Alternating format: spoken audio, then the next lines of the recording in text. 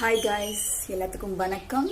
இன்னைக்கு பார்த்தீங்கன்னா நான் என்னத்தை பற்றி பேச போகிறேன்னா, மற்றவங்க இப்படி நினச்சிருவாங்க, மற்றவங்க அப்படி நினச்சிருவாங்கன்னு சொல்லிட்டு நம்ம நிறைய யோசிக்கிறோம். நம்ம பண்ணுறதே கிடையாது. ஃபார் எக்ஸாம்பிள், உங்களுக்கு ஏதாவது ட்ரெஸ் பண்ணணும்னு ஆசை இருந்தால் கூட நீங்கள் பண்ண மாட்டீங்க. ஏன்னா மற்றவங்க பார்த்தா என்ன நினைப்பாங்க அப்படின்னு சொல்லிட்டு நம்ம நினச்சிட்டு இருக்கோம். நிறைய நானும் கூட அப்படிலாம் நினச்சிட்ருக்கேன். அதில் நான் ஒர்க் பண்ணிகிட்ருக்கேன். அதை எப்படி சேஞ்ச் பண்ணிக்கலாம் அப்படின்னு சொல்லிட்டு. எப்போ நம்மளுக்கு அந்த ஒரு பயம் வருதுன்னா, மற்றவங்க இப்படி நினச்சிருவாங்க அப்படின்னு நினச்சிருவாங்கன்னு, அது வீட்டிலேருந்தே ஆரம்பிக்குதுன்னு எனக்கு தோணுது.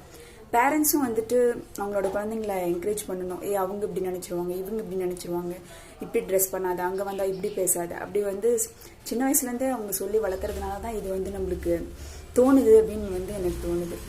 இந்த மாதிரி மற்றவங்க என்ன நினச்சிருவாங்க அப்படின்னு நம்ம ரொம்ப யோசிக்கிறோம். அது பேரண்ட்ஸ் கிட்ட இருந்து வந்திருக்கோ அப்படின்னு சொல்லி நான் யோசிக்கிறேன். ட்ரெஸ் பண்ணுறதுலேருந்தும் சரி, ஷால் போடு அப்படின்னு சொல்கிறதுலேருந்தும் சரி, சின்ன வயசுலேருந்து நம்ம பயப்படுறோம். ஏன்னா நீ ஷால் போடாத போனால் இப்படி ஆகிடும், இப்படி பார்ப்பாங்க அப்படின்னு சொல்லி பேரண்ட்ஸ் சொல்கிறதுனாலேயே என்னவோ நம்ம ரொம்ப கான்ஷியஸாக மற்றவங்க இப்படி நினச்சிருவாங்கன்னு சொல்லி ரொம்ப திங்க் பண்ணுறோமோ அப்படின்னு எனக்கு தோணுது.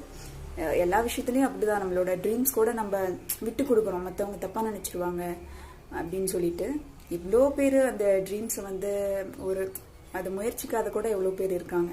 ஏன்னா மற்றவங்க தப்பாக நினச்சிடக்கூடாது. நான் மற்றவங்களுக்கு நல்லவளாகவே இருக்கணும் அப்படின்னு நிறைய பேர் நினச்சிட்டு இருக்காங்க. அதை மாற்றணும். நானும் ட்ரை பண்ணிகிட்ருக்கேன். நீங்களும் ட்ரை பண்ணுங்கள். மற்றவங்களுக்காகவே நம்ம லாஸ்ட் வரைக்கும் வாழ முடியாது. பாய்.